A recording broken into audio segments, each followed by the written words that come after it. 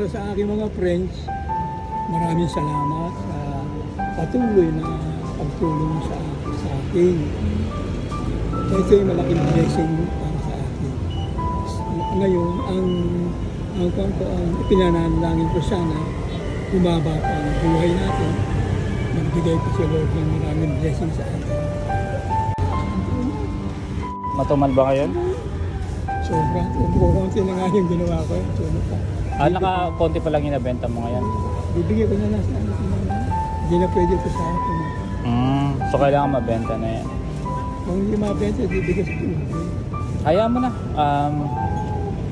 Kahit matumal ngayon, meron ka namang makukuha ngayon kasi alam mo bakit?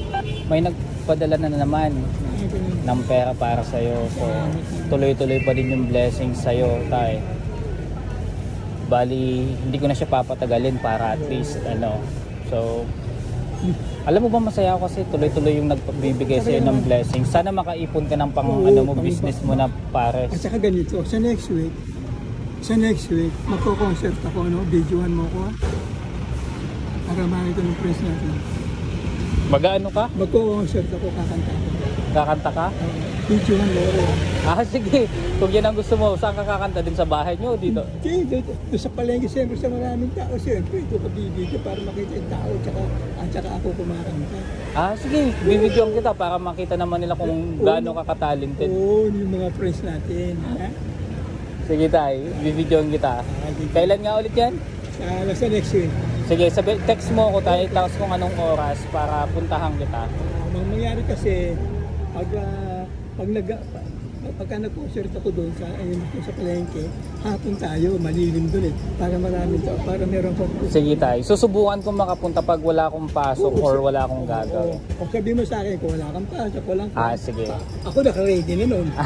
Sinabi mo, tatay, ready na ako, tara na. Sige po, basta magte-text naman ako sa'yo nun. Mag-i-reply na lang ako. Anyway tay, ito na nga, sobrang pasalamat ko kasi hanggang ngayon tuloy-tuloy pa din yung mga nagbibigay ng blessings, ng tulong para sa'yo. So bali, nakaipon na naman ako ng sa'yo, yung mga bigay nila. May nagpadala ng 300 pesos, bali si Ma'am Camille. Si Ma'am Kay Alfonso naman nagbigay ng 1K, bali 1,300 na, diba? Tapos may isa pa na nagbigay na bali ayaw niya magpakilala, 1K naman siya. So bali meron kang 2,300. So hindi ka na malulungkot kasi hindi man naubos yung paninda mo ngayon. At least meron ka namang blessings na dumating. Okay? Bilangin mo na lang yan tay, para naman makita nila. So 2,300 yan tay. May sasabihin ka ba sa kanila? Sa patuloy na pagbibigay nila ng tulong sa'yo? Siyempre mayroon. Para sa aking mga friends, maraming salamat sa patuloy na pagtulong sa akin. Ito ay malaking blessing para sa akin.